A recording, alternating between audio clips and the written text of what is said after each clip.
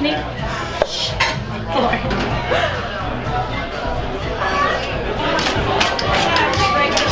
I'll get somebody who are running it.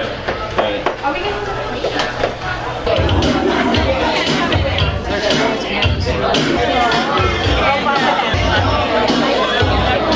I forget, but I took a little tangent once. Like, Hey, what is that?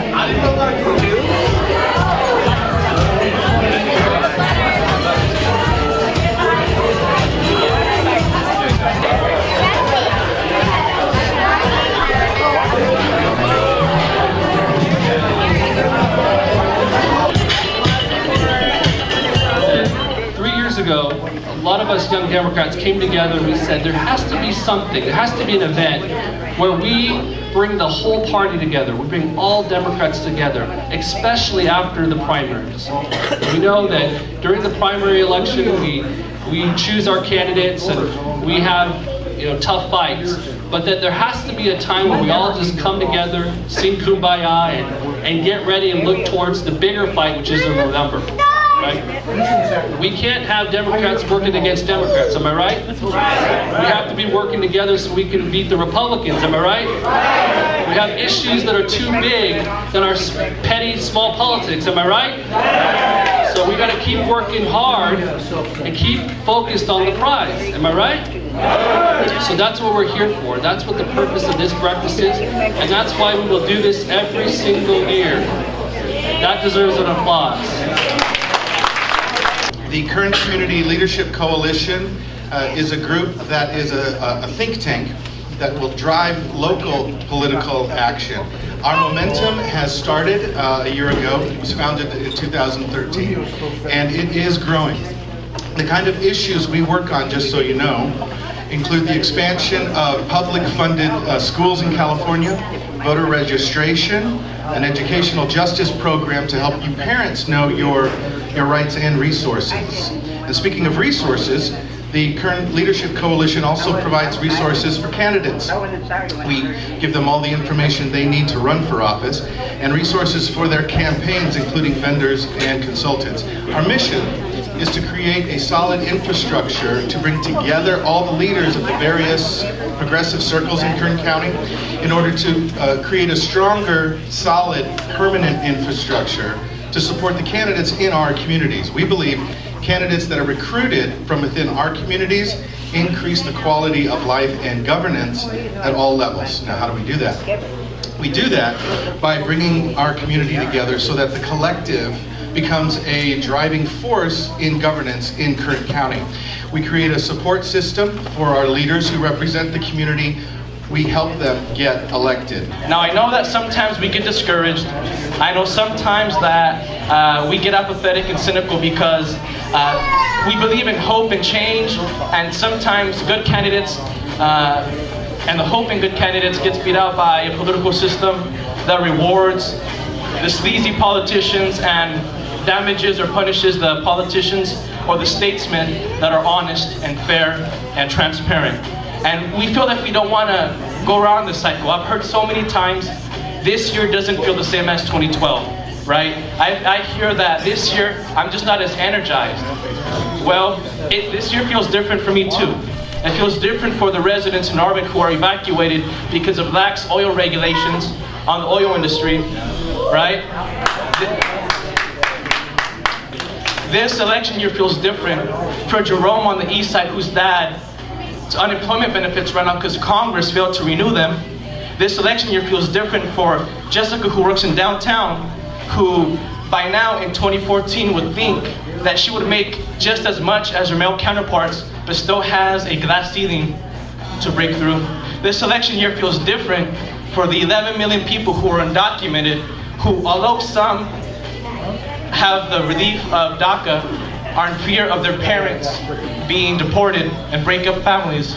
This year also feels different for CEOs on Wall Street who are making more than ever, the banks are bigger than ever, and it turns out that we really haven't learned from the 2008 meltdown. And so if that doesn't energize you enough, if that doesn't make you passionate enough, if that doesn't excite you enough to go out there are people up and down the Central Valley who count on us to get out the vote, to turn out the vote, and to flip the SD 714 district, to flip the 21st Congressional District. So it's on behalf of them that we have to turn out this election. So where are we in immigration reform right now? This coalition, the current Coalition for Citizenship, formed about a year and a half ago. We've done probably close to 100 actions here in Bakersfield and around Kern County for immigration reform. We've managed to move Congressman McCarthy, our primary target, from a staunch no to a neutral to a yes to now a yes with a pathway to legalization but not citizenship. He stopped right there. And literally, he has shut the door on the issue. For about 9 months now, he has closed his office to the public. They claim it's just when our protests are out there, but we can attest we have many accounts of people being locked out, from the mailman to police that have been called on us, can't even get in, to UPS, to just constituents. We were out there, it was about 3 weeks ago, and a lady went to the door, tried to open it, was frustrated. She was, close to tears. We asked her what was wrong. She has been contacting the VA for 7 months to try and get her husband's, benefits. Her husband served in the U.S. military for 18 years. He died 7 months prior, and she said that she has tried to get into McCarthy's office about 20 to 30 times to get help, which, when his staff does help, I'll be honest, they are very helpful. They're very good at helping out people with the VA issues. But they can't be helpful if they're locking their doors on voting constituents. If our taxpayer dollars are going to that staff, they're sitting in that office doing nothing, that is un-American. Politics. It's the most local thing, especially when you're in a direct head-on-head battle with someone by the name of Ken Weir. And I live in City in the Hills, and I've lived there since 2009, and we are in a battle with the city to save a park. It's right across the street from where I live. It surrounds 600, potentially 2,000 houses that are supposed to be built up there. It's 11 acres that they want to swap with a broker who's not from here, who has donated at least $5,000 that I can find to the re-election campaign of Mr. Weir in 2010. And so it's just the dirtiest of politics. And so we're battling it. We're organizing our neighborhood. We're doing all the things that we do when we're passionate about saving the quality of life. I wore the Bakersfield Life as It Should Be t-shirt this week, all week, because I kept saying, keep your promise. This life as it should be is not high density when you have a park plan. It's not changing the game just because a developer or a land broker comes in and has your ear. And so we're fighting Ken Weir on changing our park into 54 houses. He's calling it a land swap deal because he wants to expand Mesa Marin. We're not opposed to Mesa Marin. We're just opposed to losing our neighborhood park for the benefit of a regional park when the city actually owned that land at some point and sold it, and now they're buying it back. Does it make any sense? It doesn't make any sense. 2 years ago, Kern High School District was expelling and suspending more students in raw numbers than Los Angeles Unified School District. We suspend 3 times the students relative to the state average. 1 in 4 kids in Kern County do not graduate from high school. So if you look around the room at these kids who are here today, do any of us want to turn to any of those kids and say, sorry, it's just not going to happen for you. It's not in the cards. I'm certainly not interested in being part of a system that says that to our children. I'm not interested in being part of a system where 70% of students who are entering CSUB have to take remedial coursework. What that tells me is that not only are our high schools kicking out students in outrageously high numbers, but those students who do somehow manage to work their way through the system are entirely unprepared to attend college. And frankly, we hear the same thing from our industry partners. High school graduates are not ready to enter the workforce either. So I want to run for Kern High School District and change that policy and change the things that are so wrong about our system. We completed more volunteerships in April and June than any other congressional district in the nation. So that's Central Valley. That's us. We can do it. So like Jose was saying earlier, you know, when they tell us that we can't do it, we can, right? We're not apathetic. We just need to get out there and do it. And for what we're doing, we had a strategy session recently, and everybody had a lot of really great ideas and points. And we want to let everyone know we're opening an office in Delano. We're getting people signed up with supporter cards and getting people signed up for permanent absentee vote by mail. And we just hired 7 new FOs, and we're going to do a new round of hires in August, on August 1st. So we're building on the campaign, we're building on what we already have, but again, we can't do it ourselves. And by the way, Amanda does send her regards. She couldn't make it in today, she's in Sanger, but she wanted to make sure that I said hello for her. So I'm running for election, and I need to win. yeah. And there's still a lot more work we need to do, and I need to stay on the board a few more years. And I feel really good about the future of our district.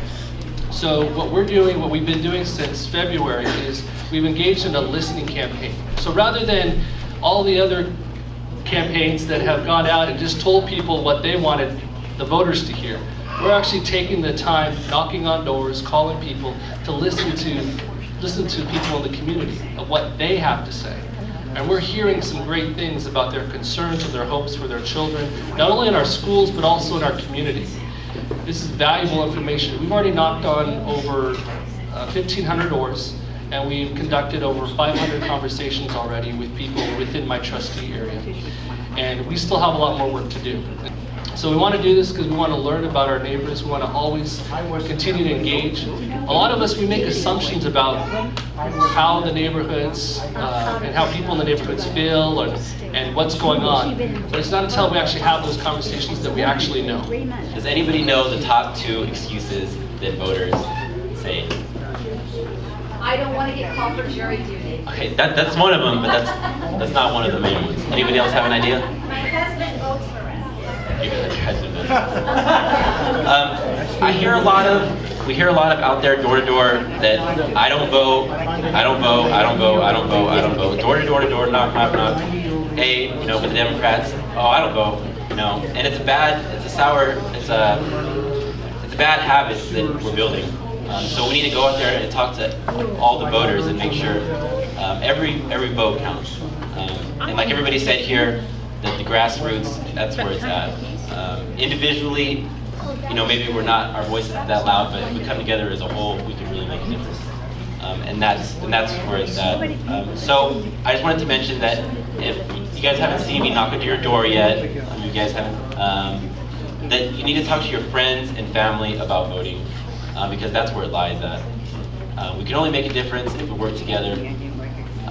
So we need to be able to communicate with each other. So to unify the Democrats. Without the leadership and kindness of all of these people, this event would not have been possible. So it takes a lot of heart, it takes a lot of generosity, a lot of time and energy, but also that spirit of unity in order to push our party forward and get all this stuff that we got to do done for our valley and for our country. Am I right? Yeah. So I want to thank you all for being here today, and happy 4th of July.